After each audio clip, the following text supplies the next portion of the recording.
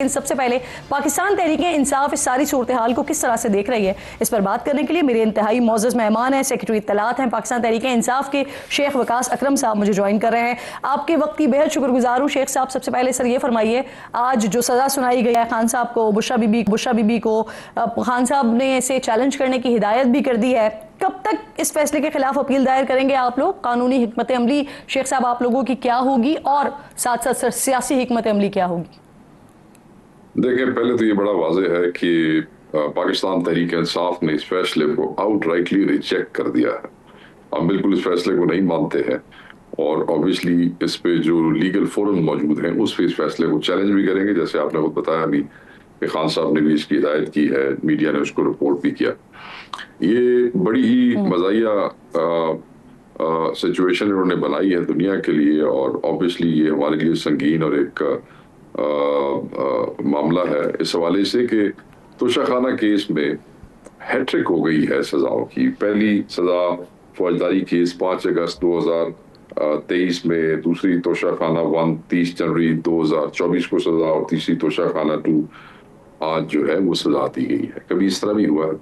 और एक ऐसा केस जिसके अंदर चंद हफ्ते पहले जो मेन गवाह है वो ही डिस्क्रेडिट हो गया, झूठा साबित हो गया। उसके बाद आप ये देखें कि ब्रिगेडियर अहमद और कर्नल रेहान ने आके कह दिया कि जो भी चीजें थी वो दस्तावेजात के मुताबिक थी। ये दो इतनी अहम चीजें हुई कि इसके बाद हमारे वकला ये कह रहे थे कि जज को तो यहीं पे वहीं खड़े खड़े इस केस को खारिज कर देना चाहिए कि आपका स्टार मेल विटनेस ही जो है वो झूठा साबित हो जाता है और बाकी जो दो अहम लोग हैं वो आके ये कह देते हैं कि ये उसके मुताबिक हुआ है। उसके बाद तो इस केस के पल्ले ही कुछ नहीं था। ये तो महसूस होता है कि बल्कि वाज़ेह है कि प्री रिटन सा फैसला था और वो ये जज यही चाह रहा था कि इस पे जल्दी जल्दी सजा सुना दी जाए। लोगों ने तो क्या कहूँ कि कानून की, इंसाफ की इन्होंने धज्जियां बिखेर दी है। पूरी दुनिया में पाकिस्तान के कानून और इंसाफ के निज़ाम को इन्होंने भरना कर दिया है। लोग देख रहे हैं कि पाकिस्तान में इंसाफ का, शेख साहब आप लोग यही एक्सपेक्ट कर रहे थे जो फैसला आया है सर अदालत से? और क्योंकि खान साहब खुद भी और बुशरा साहिबा खुद भी अदालत में मौजूद थी जिस वक्त फैसला सुनाया गया, और खान साहब की तरफ से क्या रिएक्शन है फैसले पर? नहीं, ये देखें ना, जो फैसला सुनाया गया खुद मौजूद होने वाली तो बात आप देखें ना। आप ये मुझे बताएं, कभी ऐसा भी होता है कि आपके वकीलों की गैर मौजूदगी में वकीलों को बाहर नाके पे रोक लिया जाए, फैमिली को बाहर नाके पे रोक लिया जाए, उनको एक्सेस ना दी जाए और अंदर फैसला सुना दिया जाए? कभी ऐसे भी हुआ है? मतलब ये तो हमारी समझ से बाहर है कि ये क्या करना चाहते हैं और ये क्या इन्होंने किया। हाँ, आप ये क्या एक्सपेक्ट कर रहे थे? देखें, ये जो तारीखें बार बार आगे बढ़ना, आपने देखा होगा कि महीने महीने की तारीखें पड़ने लगी। एक चीज भी समझा दीजिएगा क्योंकि ये एक सवाल भी उठ रहा है। आप लोग, मैं आपके जितने भी रहनुमाओं को सुन रही हूँ वो यही बात कर रहे हैं कि बाहर फैमिली को भी रोक लिया गया, वकला को भी रोक लिया गया और फिर अंदर सजा सुना दी गई।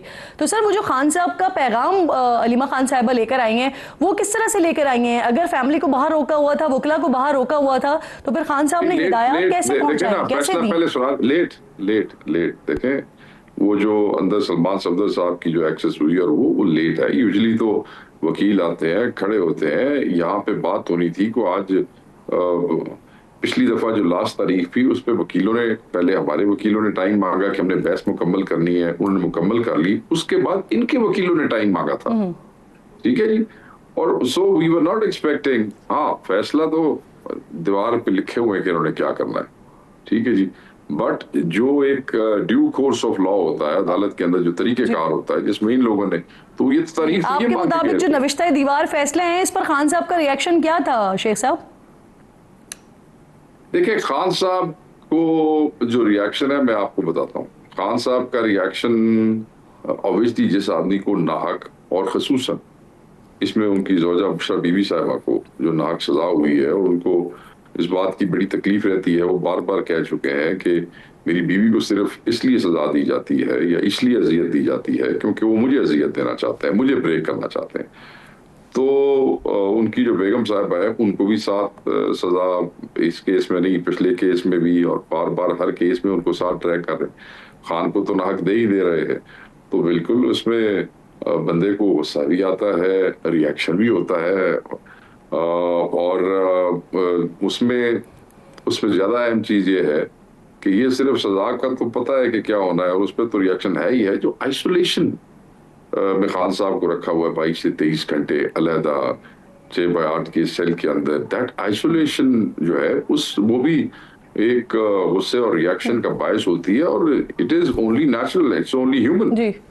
कि लोग अच्छा शेख साहब, अब क्योंकि मूवमेंट चलाने की बात कर दी ना खान साहब ने, सुहेल आफरीदी साहब को, वजीर आला को ये पैगाम पहुंचा दिया खान साहब ने, तो सर इस बात का डिसीजन लेने का इख्तियार भी सुहेल आफरीदी साहब को दे दिया है कि एहतजाज का आगाज कब करना है, कैसे करना है, या ये अभी भी महमूद खान साहब के पास है और मूवमेंट की हिदायत जो है वो सुहेल साहब के पास है?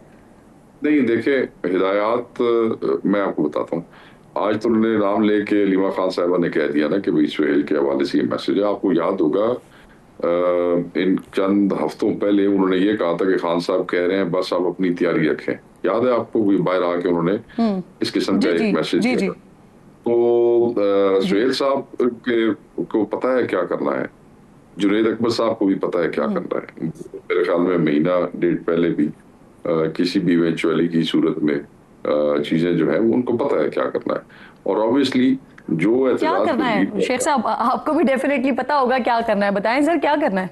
नहीं, वो डायरेक्ट मैसेजेस जाते हैं। स्ट्रीट एहतजाज जो है उसकी जो भी शेख और हैयत होगी, वो जो आदमी उसको लीड कर रहा होता है या जिस आदमी ने उसको ऑर्गेनाइज करना होता है, वो कई डिसीजन तो उसके अपने करने के होते हैं।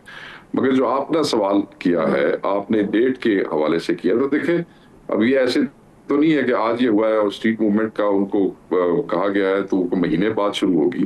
वो तो एट अर्लीस्ट ही होती है, एज सून एज पॉसिबल होती है। पहला शेख साहब, पहले मैंने सवाल ये किया था कि इसका इख्तियार किसके पास है सर? महमूद खान साहब ये डिसीजन लेंगे या अब सुहेल आफरीदी साहब ये डिसाइड करेंगे कि आपने जब भी एहतजाज का आगाज करना है वो सुहेल आफरीदी साहब का डिसीजन होगा? ये कौन डिसाइड करेगा सर? ये तो अब सुहेल आफरीदी साहब का नाम लिया गया है ना, आपने देखा कि उन्होंने नाम लेके कहा है। पहले भी इन्हीं का नाम लिया गया था, अचकजई साहब का, वो भी खान साहब का हुक्म था, और अब उन्होंने सुहेल आफरीदी साहब का नाम ले दिया है, वो भी खान साहब का हुक्म है। तो वो मेरे ख्याल में रीमा खान साहबा ने उनकी वो पैगाम दे दिया होगा सलमान सफदर साहब से, क्योंकि बात हुई है तो उसकी जो निटी-ग्रिटीज है वो उन्हें डायरेक्ट दे दी होगी। ऐसी चीजें जो है वो दरमियान में नहीं कन्वे की जाती, वो डायरेक्ट की जाती है, तो कर दी होंगी उन्होंने। पब्लिकली उन्होंने कह दिया कि आप देखे ना, मज़ाहमत के हवाले से आपने असद कैसर साहब को भी सुना, आपने आज सलमान अकरम राजा साहब को भी सुना, उनका मौक़िफ़।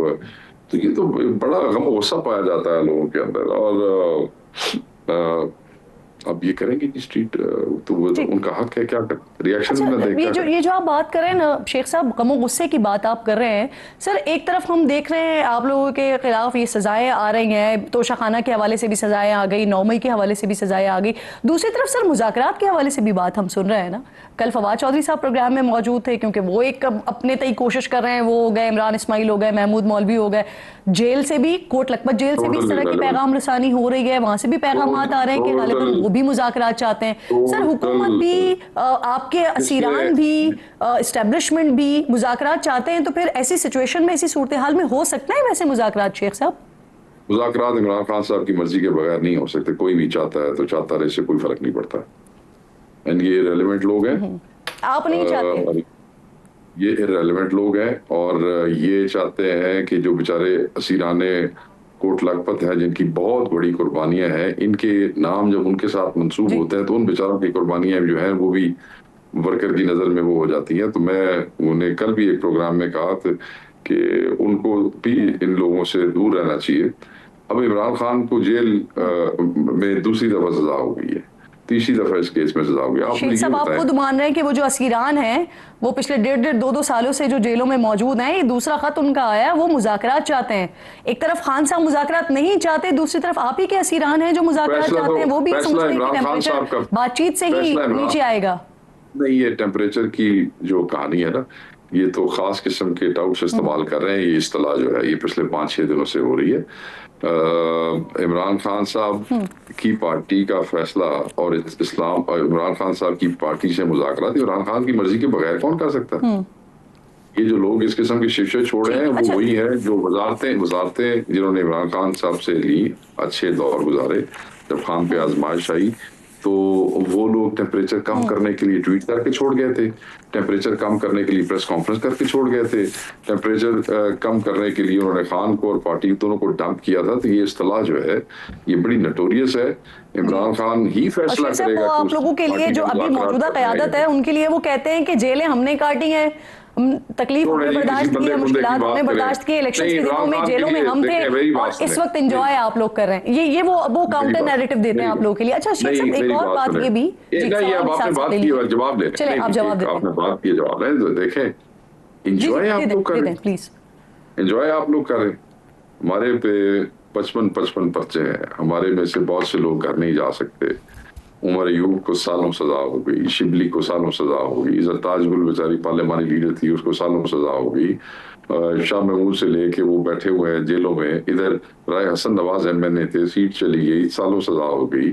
उधर से हमारे दस्ती साहब जो है उनको सजा होगी, बिलाल एजाज को सजा होगी। एक लंबी लिस्ट है, लोग कह रहे हैं एंजॉय करें। मैं अपने हल्के घर में नहीं जा सकता, मैं अपनी कौमी असम्बली का इजलास नहीं अटेंड कर सकता, फिर भी मैं रूपोशी में जिम्मेदारी एंजॉय कर रहे हैं। नंबर 1।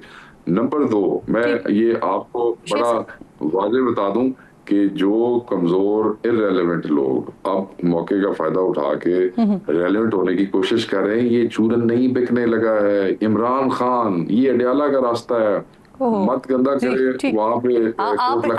आप इन लोगों को जो साबिक उजरा रहे हैं, गवर्नर्स रहे हैं, आप उनको इररेलेवेंट कह रहे हैं। शेख साहब अच्छा मुझे ये भी फरमाइए, कौमी कॉन्फ्रेंस मेरी बात एक मिनट जो जिसका आगाज हो, सवाल भी ले ले जवाब दे दीजिएगा, ऐड कर दीजिएगा। चले सर मैं आपसे कौमी कॉन्फ्रेंस के हवाले से पूछ रही हूँ। आप लोगों की कौमी कॉन्फ्रेंस हो रही है, इसमें आप लोगों ने कहा था कि नून लीग को तो नहीं बुलाएंगे लेकिन पाकिस्तान पीपल्स पार्टी को जरूर इनवाइट करेंगे। अब पाकिस्तान पीपल्स पार्टी को आप लोग क्या इनवाइट करते, जो आपकी अपनी ऑपोजिशन के लोग हैं और वो भी नहीं आए, JUIF यहाँ पर नहीं आई। सर क्या वजह है इसकी? इन्वाइट भी किया था आप लोगों ने लेकिन नहीं आए वो। देखें वो असद कैसे साहब बता सकते हैं, उन्होंने कंफर्म भी किया था और मैंने कल मौलाना साहब की सुना, फजलुर रहमान को, वो भी इस कॉन्फ्रेंस के हवाले से कह रहे थे कि वहाँ इन चीजों के ऊपर बात होगी। ऑब्वियसली वो उनके हेड है। नंबर 1, पीपल्स पार्टी को इनवाइट नहीं किया गया, ANP और पीपल्स पार्टी को इनवाइट नहीं किया। जब उनका गवर्नर रोज बैठ के कह रहा है कि इमरान खान को जेल से शिफ्ट किया जाए, कहीं और ले जाया जाए, तो आपका क्या ख्याल है कि फिर पाकिस्तान तहरीक इंसाफ ऐसी पार्टी जिसने अपना ज़हन बता दिया है उसको वो बुलाएगी? मैं नहीं समझता। दूसरी तरफ जो आपने कहा कि इररेलेवेंट, देखे जो लोग इमरान खान साहब को छोड़ के IPP में चले गए वो कैसे मामे बन रहे हैं पाकिस्तान तहरीक इंसाफ?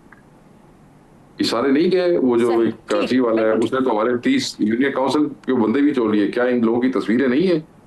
अब अगर उसके बाद भी इनकी वहां दाल नहीं गली और वहां भी इनको केसेस भुगतने पड़े, जूते खाने पड़े, तो इसमें PTI का क्या कसूर है? ये खामखा इम्पोज हो रहे हैं, सेल्फ इम्पोज। ठीक, रेलेवेंस तभी होती है जब बंदा किसी चीज में ना, ये पार्टी के मेंबर है। बहुत माजूद खाऊं, आपको कट करना पड़ा क्योंकि वक्त मेरे पास बिल्कुल खत्म हो गया। बहुत बहुत शुक्रिया।